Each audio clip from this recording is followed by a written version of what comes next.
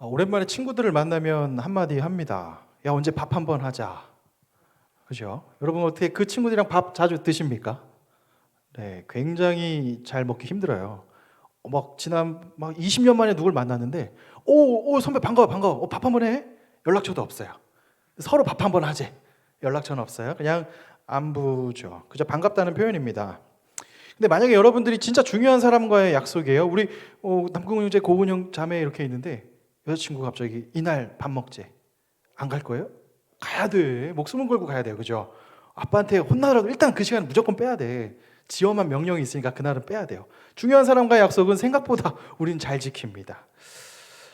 사람들이 사회생활이 많아지면 많아질수록 밥 먹는 데의 중요도가 달라져요.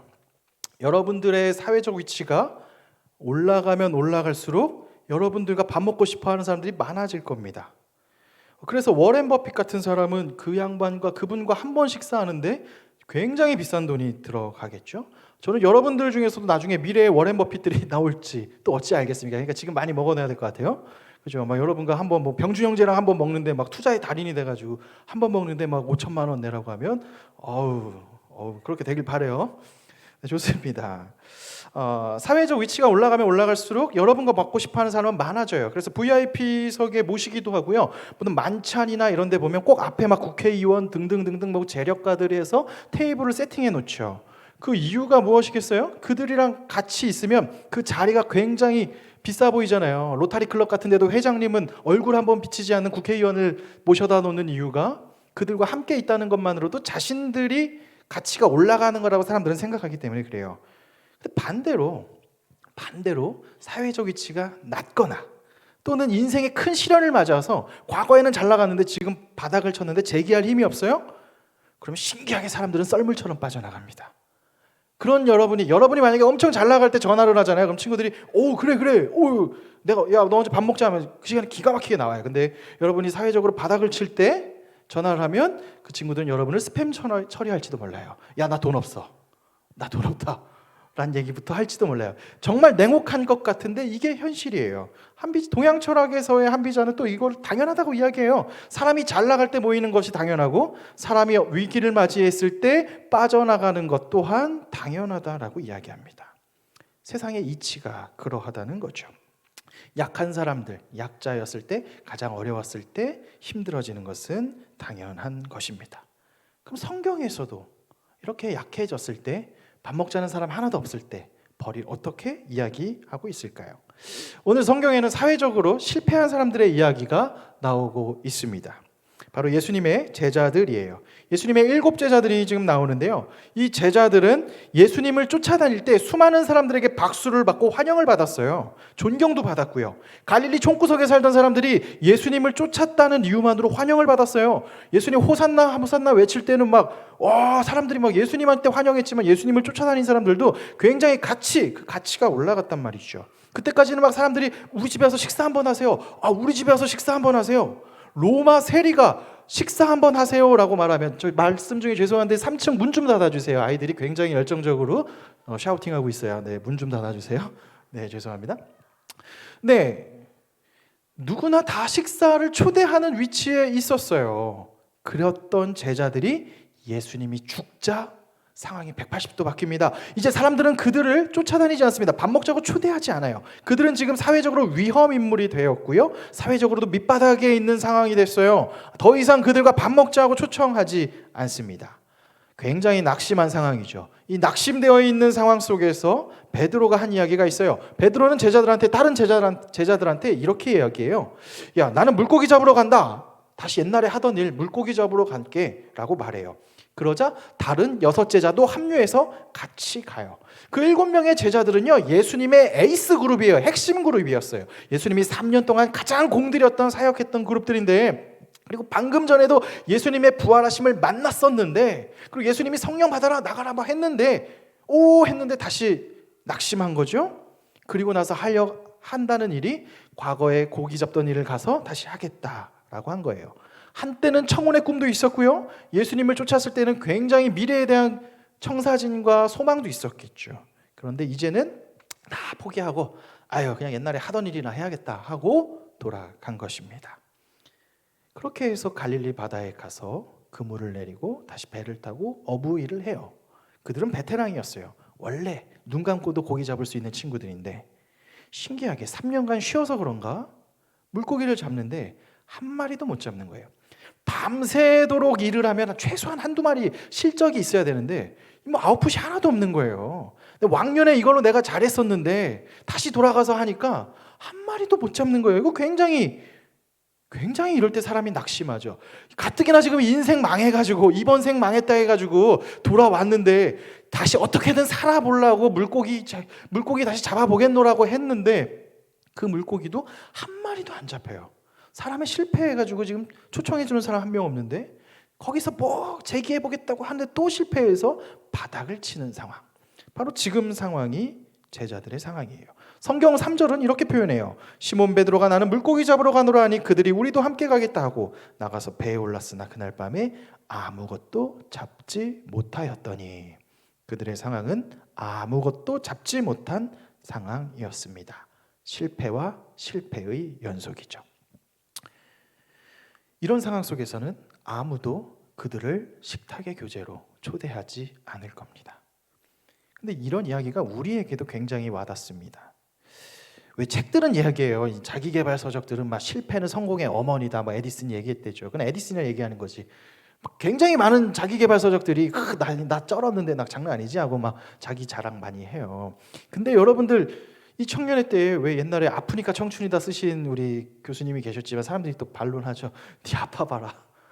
굉장히 아프잖아요. 이게 굉장히 중요한 건 아프다는 거예요. 현실은 굉장히 아파요.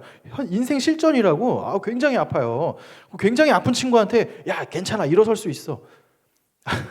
생각보다 친구 관계 끊어질 수 있어요. 생각보다 힘들어요. 생각보다 인생 쉽지 않단 말이죠. 특히 세상에서 나는 잘하고 있는데 막 인생의 환란을 맞이해요. 그렇게 되면 내 자존감도 같이 땅에 들어가요. 굉장히 내가 조그마져요. 굉장히 한번 면접 봤다가 떨어져요. 난 잘할 거야. 나 어느 회사든 들어갈 거야 했는데 대기업 떨어지고 중견기업 떨어지고 중소기업 떨어지고 나면 사람의 마음이 콩알만해져요. 야, 이번 생은 망했나? 하면서 굉장히 축소돼요. 그리고 친구들이 그냥 부연히 말해요. 야, 뭐 너 요즘에 회사 어떻게 됐다며? 하며 그런 이야기 듣기 싫어서 점점 친구 관계도 가지 않아지게 되고 우리는 굉장히 낮은 자리에 갈면 갈수록 자존감이 상실되고 박탈되고 바닥을 파고 차고 들어가는 굉장히 슬픈 경험들을 지금 청년의 때 굉장히 하고 있다는 거죠. 심지어 이러다 보면 우울증이 오기도 해요. 밖에 나가기도 싫고요. 우울감이 우울증이 되어서 이제 병이 돼요. 한 철학자는 현대인의 병이 우울증이라고 이야기를 하죠. 우울증의 증상은 자살로 이어지겠고요. 현대인들 특히 청년 시대 때 많이 죽는 이유는 이 결과가 이어지게 된단 말입니다. 실패의 늪에 빠져 있는 때, 특히 실패의 늪에 빠져 있을 때 굉장히 헤어나오는 게 어려워요. 우리는 가끔 막 위인전을 봐서 그럴 때 그냥 이악 물고 일어서는 대단한 사람들을 보죠.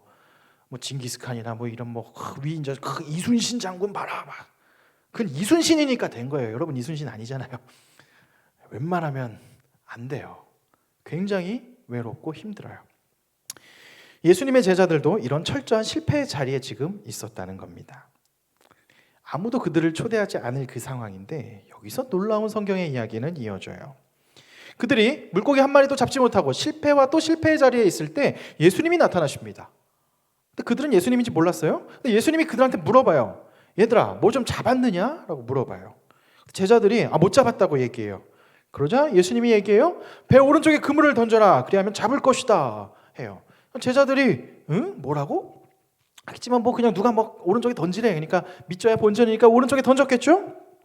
그랬더니 수많은 물고기가 오른쪽에 잡힌 거였어요. 근데 여기서 중요한 것은 제자들은 그 잡힌 물고기가 중요하지 않았어요. 바로 이 장면이 있었던 거예요. 이 장면은 어느 장면이냐? 누가복음서 5장에 예수님의 제자들이 옛날에 밤새 일했을 때 물고기 한 마리도 못 잡았을 때 저 멀리 있던 예수님이 그 그물을 기르고 있는데 예수님이 오셔가지고 깊은 데로 가서 그물을 던져라 해서 그 말대로 혹시 던졌더니 그 밤에 다시 아침에 물고기가 가득 잡는 일이 있었어요. 그리고 나서 예수님이 제자들한테 이야기해요. 나를 따르라. 더 이상 너는 물고기 낚는 자가 아니라 사람 낚는 어부가 되리라 하면서 제자들을 그렇게 부르셨어요. 지금 제자들은 자신들한테 이야기한 사람이 누군지 몰랐는데 오른쪽에 금을 던져라 해서 딱 금을 던졌더니 많이 잡았잖아요. 그렇게 된 걸 보고 사람들이 먼저 사랑하는 제자가 알게 된 거예요. 아, 저분은 예수님이시구나 라는 걸 알게 됐어요. 그리고 나서 예수님의 제자들이, 특히 열정 많은 베드로는 그냥 옷을 입고 그냥 물가에 뛰어들어서 예수님한테 달려갔고, 다른 제자들은 배를 끌고 예수님한테 왔다는 것이에요. 그런데 여기서 중요해요. 지금 굉장히 민망한 상황이에요. 왜 민망한 상황이냐면요, 예수님이 죽으셨어요. 그래서 제자들이 지난주에도 말했지만 막 무서워서 문을 닫고 있었는데 예수님이 살아나셔서 나타나셨어요. 그리고 나타나셔서 격려해 주시고 성령을 받아라. 그리고 내가 아버지가 나를 보낸 것처럼 너희도 보낸다라고 이야기했어요. 그리고 나서 일주일 뒤에 도마가 또 있을 때 나타나셔서 내 손에 손가락 넣어봐라 하고 보여주셨어요. 그런 제자들, 지금 예수님의 부활하심을 보고 성령 충만한 제자들이 하늘이 보냐? 갈릴리 가서 그물질하고 있었던 거예요. 다시 예수님의 뜻과는 상관없이 그냥 먹고 살라고 그 일하고 있었던 거예요. 아마 제자들은 굉장히 민망했을 거예요. 왜 상식적으로 생각해봐요. 예수님도 한마디 하지 않겠어요? 야 베드로 너 좀 너무한 거 아니냐? 야 적당히 좀 해 라고 말할지도 몰라요. 아마 제자들의 마음은 그 미묘한 그 막 미안한 마음과 혼나지 않을까, 또는 막 이걸 뭐라고 핑계대야 될까, 다 어쩌면 베드로한테 제가 시켰다고 해야 될까, 막 이런 생각들이 있었을지도 몰라요. 그런데 성경은 재미있는 표현이 나와요. 그들이 육지에 도착했을 때 예수님은 숯불을 그냥 피워두셨어요. 그리고 생선과 빵을 준비하셨어요. 그리고 그들을 만나자마자 하신 첫 마디가 이거예요. 와서 아침을 먹어라. 밥 먹으래요. 아마 제자들은 막 눈치 봤을 거예요. 밥 먹고 혼내려나 막 눈치 이렇게 보고 있었을 텐데, 예수님은 밥 먹으라고 하면서 너네 물고기 잡은 거 좀 갖고 와, 같이 먹자 하고 계속 밥을 먹으면서 가지고 오신 빵과 물고기를 떼어서 같이 밥을 먹었어요. 식사의 자리로 예수님이 다시 한번 그들을 초대해 주신 거예요. 가장 실패한 자리, 아무도 그들을 초대하지 않는 그 절박한 상황 속에서도 예수님은 그들을 혼낸 것이 아니라 다시 한번 식사의 자리로 그들을 초대했어요. 사회적으로 바닥에 있고 몸부림쳐도 또 올라가지 못하는 상황 속에 있을 때에도 예수님은 그러게 좀 잘하지 그랬니? 너가 그때 너 고등학교 때 공부 열심히 했어야지. 너 대학 취업 좀 잘해 뭐 등등등 왜 그러냐라고 묻지 아니하시고 와서 밥 먹어라 라고 하셨다는 거예요. 오늘 성경에서 말씀하신 예수님은 누구냐? 또 다시 오시는 예수님, 그리고 또 밥을 주시는 예수님이라는 거예요. 지금 우리의 인생은 어떻습니까? 지금 여러분들의 사회적 위치는 어떻고요? 여러분의 상황은 어떠세요? 식사 자리 막 초대 많이 받으십니까? 막 여기저기 환영 받으면서 돈 내라고 막 친구들이 동문회에 부르고 이러십니까? 아니면 아직은 미래에 대한 가능성을 열어둔 시대, 가능성이라는 얘기는 사실 아무것도 없다는 소리예요. 네, 가능성이 가득한 시대입니까? 어쩌면 우리는 빈 그물만 던지고 있는 시대일지도 몰라요. 열심히 시험 준비를 해요. 빈 그물일지도 몰라요. 그 그물을 열심히 던지죠. 근데 고기가 낚이지 않는 건 빈 그물이에요.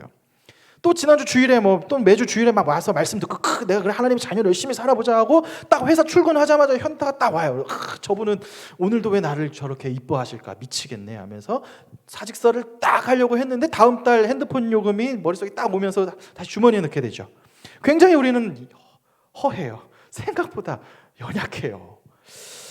마음이 또 깨져요.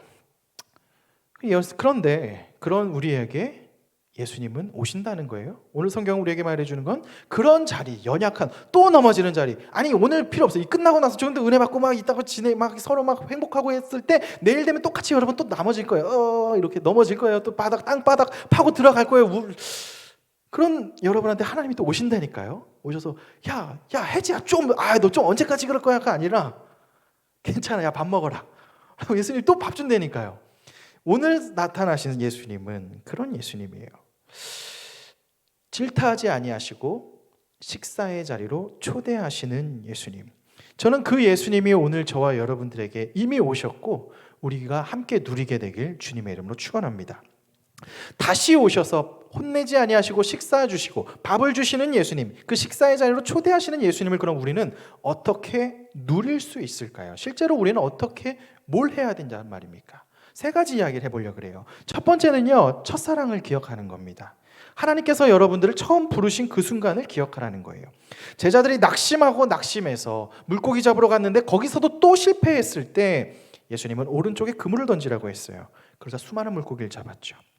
그때 제자들의 관심사는 야, 내가 한탕 크게 했으니까 앞으로 더 큰 물고기 잡는 사람이 돼야지가 아니었어요. 그 많은 수익을 보고 수익이 생겨서 좋다가 아니라 주님이 부르셨구나를 기억한 거예요. 자신들을 처음 부르셨을 때를 기억한 거예요. 제가 여러분들에게 물어볼게요. 여러분들 예수님 어떻게 믿게 되셨어요? 뭐 교회에 어떻게 나오게 되셨는지도 중요하겠지만 예수님을 인격적으로 만나신 분들에게만 먼저 물어볼게요. 여러분들 예수님을 언제 어떻게 만나게 되셨어요? 어떻게 초대해 받으셨습니까? 누군가는 태어나 보니까 그냥 교회 다니는 사람이 있어요. 저 같은 경우도 저희 아버지는 저한테 허락받지 않고 목사 일을 하고 있었어요. 그래서 나에겐 종교 선택권이 없었어요. 그런 사람도 있었고, 또 누군가는 우리 여자친구 잘못 만났다가 지금 교회 왔잖아요. 우리 현재 형제 지금 성경 공부도 할 참이에요. 막 토요일 날 막 얼마나 신기해요, 그죠? 참 신기해요. 인생사 참 신기해요. 나랑 의지랑 상관없이 어떻게든 여기에 지금 우리가 오게 되었어요. 그 어떻게 오게 됐느냐, 어떻게 부름 받았느냐가 중요해요. 근데 중요한 것은 다양한 방법으로 왔고 다양한 방법으로 초대받았지만 한 가지 확실한 것은 내가 온 것이 아니라 하나님이 나를 초대하셨다라는 사실이에요. 저는 대학교를 다닐 때 코어 질문이 있었어요. 인생을 거는 질문 하나가 나는 교회를 왜 다니나? 도대체 이걸 왜 다녀야 되냐? 기독교인이 왜 돼야 되냐? 너무 창피했어요. 너무 창피했어요. 솔직히 미안한 얘기지만 학교에 수많은 선교단체들이 나한테 막 사역일 얘기 전도해요. 그럼 나는 그 친구들의 논리를 철저히 깨줘요. 그리고 막 그 친구들이 역회심하길 바래요. 같이 타락하자라는 얘기를 막 해줘요. 왜냐면 기독교가 참 나한테 매력적이지 못했거든요. 근데 어느 날 선배와 함께 진지한 고민을 계속 하다가 기독교 고전 책을 읽다가 어거스틴이라는 신학자가 쓴 고백록을 보게 되면서 탄식을 저지르게 됐어요. 탄식이 나오게 됐어요. 왜 탄식이 나오게 됐느냐? 어거스틴은 자신이 수많은 죄악 속에 있을 때 하나님께서 자신을 버려둔 것이 아니라 하나님이 나를 택했다라고 어거스틴이 고백하게 되었다는 거죠. 저는 아직도 기억나요. 그 책을 보다가 갑자기 깜짝 놀라면서 제가 얘기했어요. 형, 내가 하나님을 택한 게 아니라 하나님이 날 택했군요. 그 형도 깜짝 놀랐죠. 우리가 그런 얘기하는 사이는 아닌데 깜짝 놀랐죠. 그 상황이 막 그런 신앙 있는 얘기는 아니에요. 우리가 막 되게 굉장히 기독교 까는 얘기를 하고 있는 주로 보이는 건데 하여튼 그런 갑자기 막 간증 집회가 됐어요. 저는 그 순간 그 신촌 파스쿠치를 잊지 못해요. 내가 하나님을 택한 게 아니라 하나님이 나를 택하셨구나. 그리고 나서 돌이켜보고 더 신앙이 성숙해져서 나를 보게 돼요. 나를 보니까 수많은 우월감과 열등감 속에서 허덕이는 나를 봐요. 그러면서 나보다 강자한테는 약하고 약자한테는 강하고 막 수많은 겉으로는 굉장히 도덕적으로 보이나 속으로는 굉장히 썩어있는 나 자신을 직면하게 돼요. 그러면서 내가 감히 하나님을 택할 수 없다는 사실을 보게 돼요. 내가 어떤 짓을 해도 나는 하나님의 경지에 이룰 수 없구나. 내가 선한 경지에 이룰 수 없구나. 나에게선 선한 것이 나올 수가 없구나. 괜찮은 척만 할 수 있지 라는 것을 알게 돼요. 그런 나를 부르신 하나님이 놀라운 거예요. 제 인생의 멘토는 재밌게도 저희 아버지예요. 저희 아버지한테 제가 늘 말해요. 아버지, 아무리 생각해도 나는 성격이 이런 사람이 목사 되면 이거 죄 아니에요? 그럼 아버지는 항상 얘기해요. 야, 하나님은 너 같은 놈도 써. 알아서 만들었을 거야. 신기하죠. 이 자리에 제 여동생이 있어서 참 말하기 민망하지만 걔는 누구보다 잘할 거예요. 아마 저런 놈을 쓴다고 하고 속으로 막 생각할지도 몰라요. 그게 하나님의 은혜예요.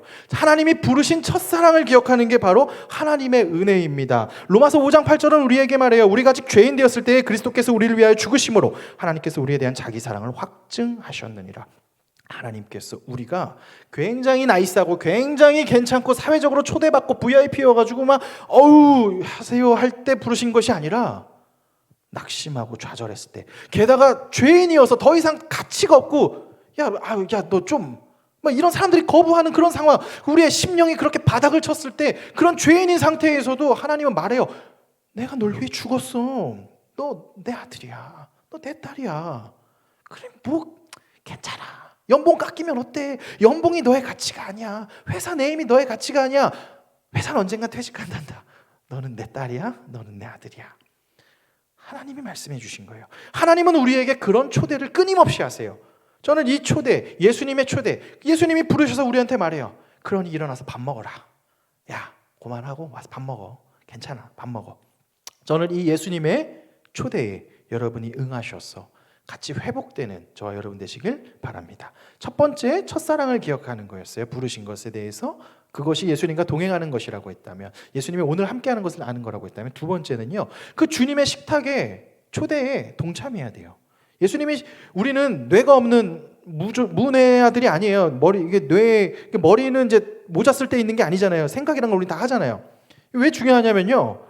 우리가 착각하는 게 교회에서 믿어. 네. 누가 그래? 우리 나름의 선택을 할 수 있어요. 자유의지가 있어요. 믿어 그러면 너나 믿어라. 우리는 이런 반응할 수 있어요. 복음에 대한 반응은 늘 있어요. 요한복음에서 예수님이 자신이 복음에 대해서 얘기해도 사람들은 예수님 면전에 대고도 와 주님이시다 하는 사람들이 있고 뒤에서는 야 정신병자구나 하는 사람들이 있었어요. 그러니 오늘날 교회가 선포하는 메시지에도 똑같은 반응들을 할 거예요. 여러분은 선택할 권리도 있고 거절할 권리도 있어요. 일단 교회에 나왔다는 건 많이 선택을 했다는 거죠. 굉장히 귀한 선택 발걸음 해주셔서 너무 감사하고요. 그 예수님은 끊임없이 그런데 우리 마음에 식탁을 두드리세요. 마음의 문을 두드리세요. 계시록 3장 20절은 이런 표현을 해요. 볼지어다 내가 문 밖에 서서 두드리노니 누구든지 내 음성을 듣고 문을 열면 내가 그에게로 들어가 그와 더불어 먹고 그는 나와 더불어 먹으리라 라고 이야기합니다.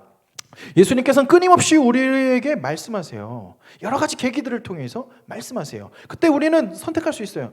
뭐래 안 믿어. 싫어.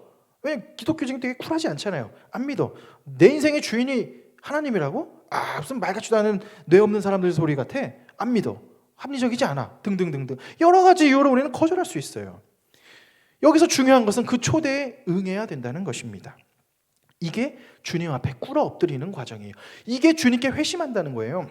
주님, 당신이 내 인생의 주인이십니다. 지금 주님 내가 다 모르겠어요. 근데 내 인생의 주인이 당신이라고 말하는 것에 내가 한번 믿어보겠습니다. 사실 잘 모르겠어요. 그런데 한번 믿어보겠습니다. 얼마 전에 소천하신 이어령 선생님이 그런 말씀을 했어요. 자신은 아직도 예수님이 부활하신 것을 사실 다 믿을 수는 없다. 그러나 머리에서 가슴으로 이 30cm에 오는데 30년이 걸렸지만 내가 한번 믿어보겠노라고 주님이 부르신 초대에 내가 응했다. 그리고 그 여정을 걸어간다.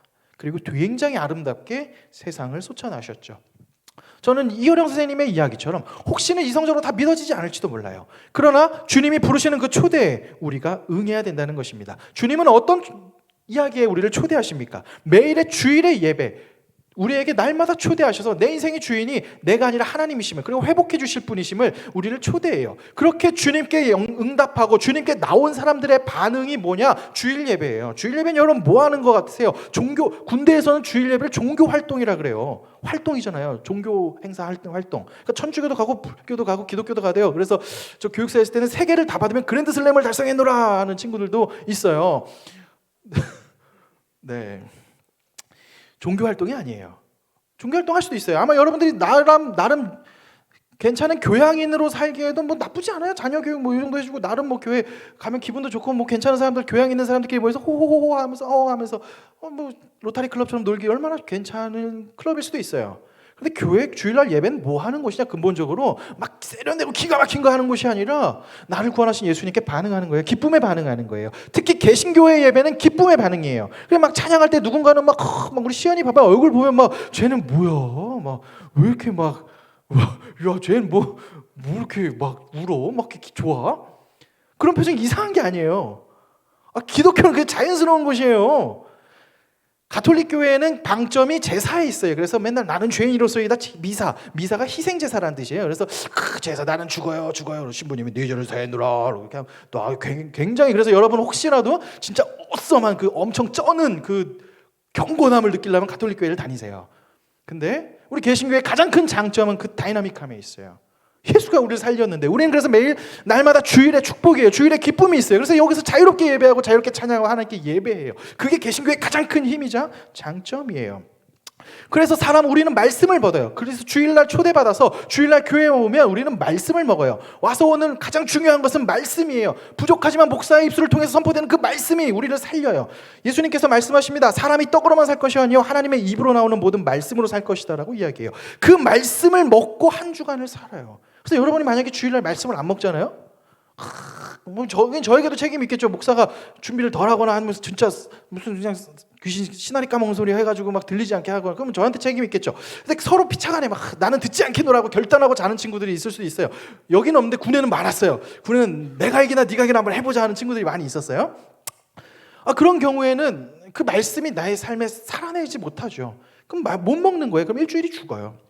우리는 그래서 말씀을 통해서 살아나고 일주일 동안 또 큐티하면서 기도하고 같이 격려하면서 살아나요. 그게 말씀을 먹는 거예요. 주님이 우리와 함께 하심을 먹는 거고 주님의 식사의 자리에 초대받은 자들이 누리는 특권이에요. 굉장한 특권 중에 하나가 바로 이 말씀과 더불어 사는 거예요. 신기하게도 그 말씀과 더불어 살았을 때 월요일 날 저 상사가 나를 보고 또 눈을 째리고 이를 뭉개줄 때 속으로 쌍욕이 나올 뻔하다가 그래 내가 한번 은혜를 먹었으니 오늘 아침에 큐티를 봤으니 내가 해야지. 또는 막 누군가 나에게 막 꼬셔서 너가 나가면 안 돼 나간대 해도 우리 교회 공동체와 나를 사랑하는 언니가 회사 퇴직하라고 했으니 하나님이 담대함을 주셔서 퇴직서를 딱 낼 수 있는 용기 또한 하나님이 주시기도 하고요. 등등등등. 말씀이 우리를 살린다는 거예요. 미안해요. 너무 디테일했어요. 네. 말씀이 우리를 굉장히 살려요. 그 말씀의 식사의 자리로 주님이 우리를 초대하신다는 거예요. 우리가 중요한 것은 이 두 번째, 바로 첫 번째는 첫사랑을 기억하여서 나를 부르신 것을 기억한다면 매주 주일날 반복되는 주님의 식사의 자리에 초대되어 오는 것, 여기에 오는 것, 또 내 마음에 주님과 함께 해서 그 말씀을 먹고 사는 것이 우리를 사는 두 번째예요. 그렇다면 세 번째, 오늘날 우리와 함께하는, 지금 우리와 함께하는 주님의 초대에 함께 누리는 마지막 가장 중요한 세 번째는요, 서로 식사의 교제를 하는 거예요. 회복된 제자들은요, 그 초대받은 제자들은 예수님과 함께 둘러앉아서 빵과 물고기를 한동안 먹었어요. 그런데 이게 2000년 전 예수님 사건 때만 있는 게 아니라 오늘 우리에게도 일어나요. 마태복음서는 이런 말씀을 합니다. 두세 사람이 내 이름으로 모인 곳에 나도 그들 중에 있다고 말이죠. 예수님께서는 자신들의 이름으로 모인 것, 자기 이름으로 모인 그곳에 함께 하셔요. 성령 하나님께서 함께 하셔서 그곳에서 예수 그리스도의 아름다운 공동체를 이루게 하셔요. 그래서 여러분, 예배가 뭐라고 생각하세요? 교회가 뭐라고 생각하세요? 저는 교회론에 대한 고민을 굉장히 오래 했어요. 어렸을 때부터 지금까지 세뇌당해가지고 좀 목사해야 된다고 세뇌당해가지고 어렸을 때부터 막 고민했고, 대학생 때는 실존을 걸고 고민했고, 지금 계속 고민해. 평생 고민한 게 교회론이에요. 교회는 뭐 하시는 곳이냐? 교회는 뭐 하는 곳이냐? 교회의 핵심이 뭘까? 고민했을 때 굉장히 중요한 핵심이 뭔지 아세요? 밥 먹는 거예요. 그래서 교회 밥이 맛있으면 부흥해요. 굉장히 신기하죠? 거짓말인 것 같죠? 전 임상실험이 된 이야기예요. 교회는 먹는 게 굉장히 중요합니다. 왜? 같이 먹어야 돼요. 같이 먹어요. 여러분, 아까 식탁의 교제는 아무거나 밥 안 먹어요. 내가 너랑 왜 밥을 먹어? 그렇지 않아요? 언제 봤다고 밥 먹어? 너 말고도 밥 먹을 사람 많은데. 근데 교회는 굉장히 신기하죠? 서로 밥을 먹어요. 서로 식사를 해요. 밥이 아니어도 차를 나눠요. 커피를 나눠요. 이게 굉장히 중요한 이야기예요. 왜? 두세 사람이 함께 먹는 그곳에, 예수 그리스도의 이름으로 모인 그곳에 주님이 함께 하세요. 그곳이 교회 공동체예요. 그곳이 바로 교회 안에 작은 교회예요.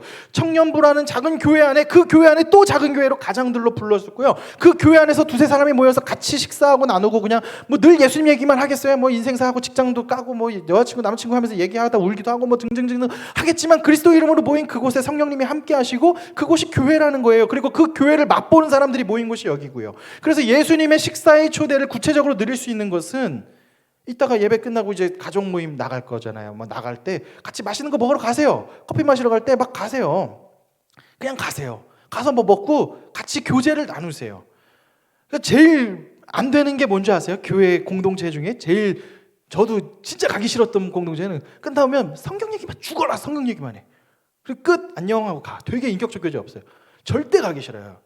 근데 같이 뭘 먹고 나누고 쓸데없는 얘기도 하고, 물론 말씀 얘기 중간에 하지만 또 쓸데없는 얘기도 하고 서로 나누고 삶의 이야기를 나누고 실제로 중중에 또 보기도 하고 등등등 했을 때, 거기가 교회의 경험이에요. 왜? 사도행전 2장에서 초대교회가 한 일을 말하고 있어요. 날마다 마음을 같이하여 성전에 모이기를 힘쓰고 집에서 떡을 떼며 기쁨과 순전한 마음으로 음식을 먹고 하나님을 찬미하며 또 백성에게 칭송을 받으니 주께서 구원받는 사람을 날마다 더하게 하시느니라. 초대교인들이 모여서 별거 하지 않았어요. 모였고요, 예배했고요, 밥 먹었어요. 모였고 예배하고 밥 먹었어요. 그러니까 우리 교회 여러분 부흥일 경험하고 막 많은 놀라운 경험을 하고 싶잖아요. 뭐라고 해야 되냐? 모이기 힘쓰면 돼요. 모여서 예배하고 밥 먹으면 돼요. 맛있는 거 먹으면 돼요. 우리는 굉장히 전략을 잘 짜고 있어요. 우리 교회는 가장님들한테 밥 먹으라고 돈을 줘요. 그러니까 많이 좀 먹으세요. 그리고 다음 주 이번 주 가족끼리 나들이 가잖아요. 가서 맛있는 거 드세요. 치킨 드시고, 안 되면 가장님이 자기 돈 더 쓰고 울겠죠. 그럼 어떻게든 우리 또 앵벌이 하겠죠. 그렇게 쭉쭉 앵벌이 할게요. 그래가지고 여러분 밥 먹여야 돼요. 교회는 밥 먹는 곳이에요. 이걸 무시하는 교회는 망해요. 왜? 교회는 밥 먹는 곳인데. 교회 굉장히 중요한 사역이 밥 먹는 것이에요. 그러니까 여러분 꼭 기억하세요. 가장 모임 끝나고 나서 이따가 2차 모임 하실 때 뭐 하여튼 은혜 받으시면 끝나고 나가서 어떤 카페에서 하세요. 여기 교회에서 하시면 칙칙하잖아. 가 여기 수복 있는데 밤에 막 여기 뭐 진정성 카페 비싸지만 좋더라고요. 저기도 있고 좋은데 가. 타임스퀘어 가고 얼마나 좋아요. 가서 같이 누리세요. 같이 쓸데없는 얘기도 하고 인생사 망한 얘기도 하고 막 주식 투자했다 망한 얘기도 좀 하고요. 막 그런 별 얘기 다 하세요. 그러면서 말씀을 가지고 같이 나누세요. 그게 오늘 임재하는 예수님에 대한 살아있는 예수님을 경험하는 이야기입니다. 이제 말씀을 좀 맺어볼게요. 낙심한 제자들은 그저 나타나셔서 밥 먹으라고 하는 예수님의 자리에 초대받았어요. 그리고 그 예수님의 식탁의 교제에 초대받은 제자들은 거기에서 일어납니다. 다음 주에 설교하겠지만 그 제자들이 다시 사명을 받고 나갔을 때 세상이 변화돼요. 예수님은 끊임없이 우리를 세우세요. 이번 주 낙심하셔도 괜찮아요. 왜? 우리에게 또 다음 주에 예수님이 또 세워줄 거예요. 늘 세워주실 거예요. 괜찮아요. 예수님이 세워줄 거예요. 끊임없이 우리를 초대하시고 세워주세요. 그 예수님의 초대하심과 세우심을 누리는 것은 첫 번째는 여러분을 부르신 예수님의 첫사랑을 기억하시는 거예요. 그 시간, 그때 그 하나님과의 인격적 교제가 시작됐던 그 순간을 기억하세요. 두 번째는요, 매주 주일 예배로 초대하시는 주님에게 반응하시고 응답하셔서 오세요. 그리고 마지막 세 번째로는 이 공동체를 소중히 여기세요. 소그룹 모임을 굉장히 소중히 여기세요. 가족 모임들 일십하지 마시고 가장님이 막 카톡하면 그냥 대답이라도 하세요. 기프티콘 하나 날라올지 어찌 알아요. 반응해 주세요. 그 공동체의 모임이 굉장히 소중해요. 그럴 때 오늘 역사하시는 성령님을 보실 겁니다. 그리고 내 인생을 이끄시는 하나님이 어떻게 일하시는지 놀랍게 보게 되고 제가 장담할 수 있어요. 그런 교회는 부흥합니다. 그래서 제가 여러분들한테 교회가 성장하는 걸 보여드리고 있잖아요. 됩니다. 교회는 막 그런 거 아니에요. 그냥 밥 먹는 곳이에요. 같이 모여서 예배하고 말씀 듣고 밥 먹는 곳. 그렇게 본 여러분, 체험한 여러분들이 나중에 20년 뒤에 이 교회를 책임져 주세요. 이 교회가 가야 할 길로 갈 수 있게. 영신교회가 하나님의 챙김을 물어봤을 때 너네 다 하다 왔느냐라고 했을 때 그 대답은 여러분들에게 하실 겁니다. 이 교회에 대한 질문은 하나님이 여러분에게 할 거예요. 제가 여러분들에게 교회를 맛보여드리고 늘 하는 이유는 그때를 대비하시는 겁니다. 최후에 하나님께서 여러분에게 물어보실 때 하나님, 우리 교회가 부족하지만 해야 할 일을 했습니다. 그 역할을 충분히 감당할 수 있는 여러분 되시길 기도하겠습니다. 기도할게요. 사랑과 은혜가 많으신 아버지 하나님 감사합니다. 우리 사랑하는 형제자매들 여기 있습니다. 이 청년들 하나님의 불러주심을 받아서 이 자리에 와 있습니다. 낙심되는 일도 많고 힘든 일도 많고 사회적으로 참 바닥에 있어서 힘든 일도 참 많지만 그럼에도 불구하고 주님은 다시 우리를 불러주십니다. 그리고 질책하지 아니하시고 다시 밥 먹자 초대하십니다. 그 주님의 초대에 우리가 반응하게 하시고 누리게 하시고 그리하여서 주님의 교회됨을 보게 하시고 충분히 누리어서 최후에 하나님이 우리에게 심판하실 때, 우리에게 물어보실 때, 우리에게 맡겨진 이 사랑하는 교회를 마땅히 주님이 가야 할 길로 우리가 함께 고민하며 나갈 수 있게 우리 청년들 세워주시고 이끌어 주시옵소서. 살아계신 예수님의 이름으로 기도합니다. 아멘. 우리 같이 찬양하겠습니다. 나의 안에 거하라.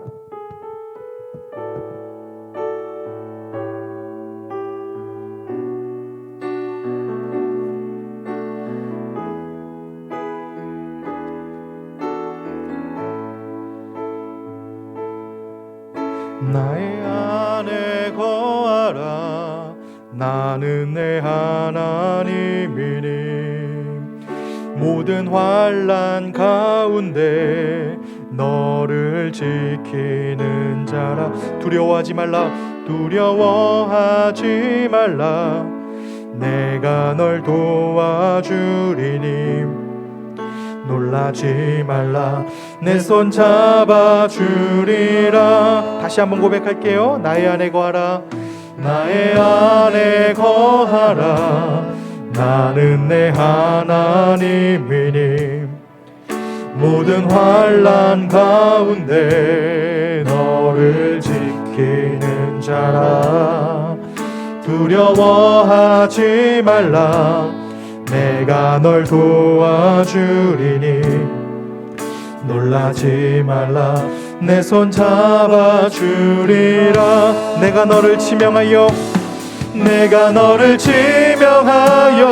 불렀나니 너는 내 것이라.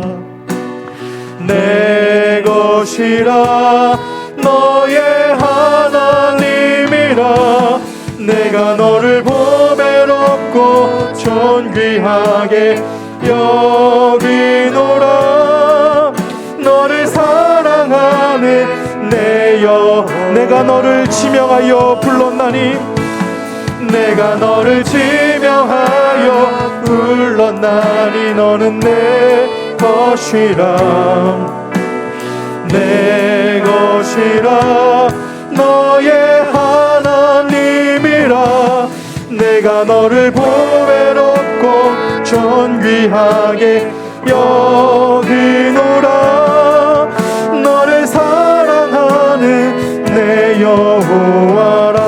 우리 시간에 함께 기도합시다. 낙심한 우리를 주님은 끊임없이 초대하십니다. 그 주님의 끝없는 초대에 내가 주님 내가 여기 있습니다, 주님의 초대에 내가 응하겠습니다 하며 결단합시다.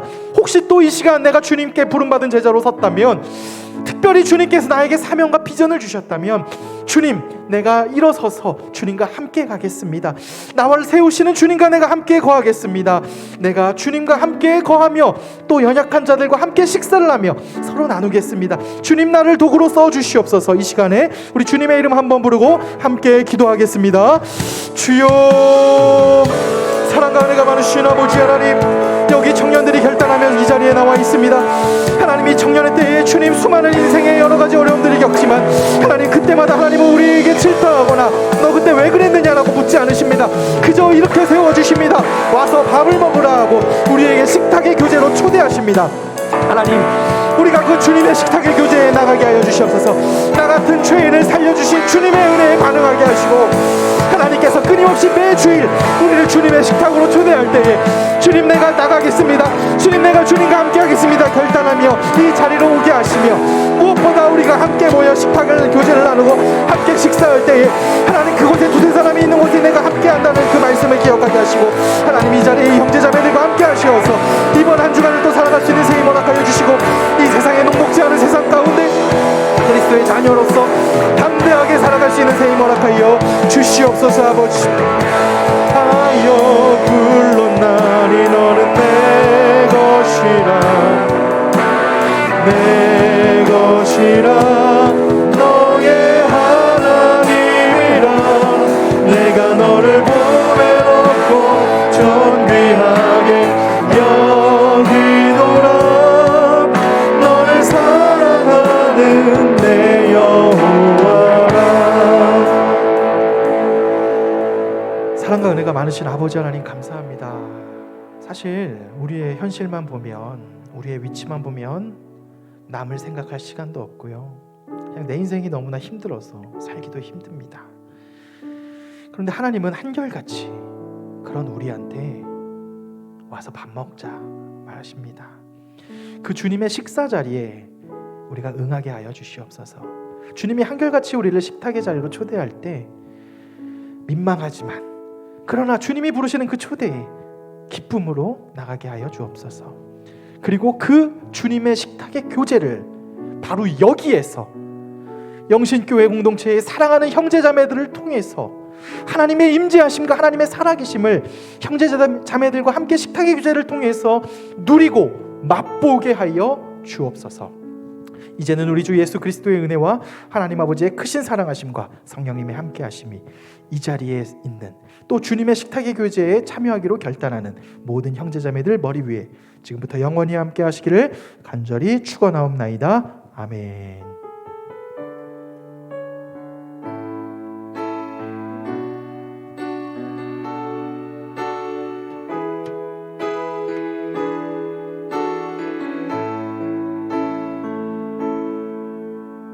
네, 우리 하나님께 영광의 박수 올려드리며 예배를 맺겠습니다. 감사합니다.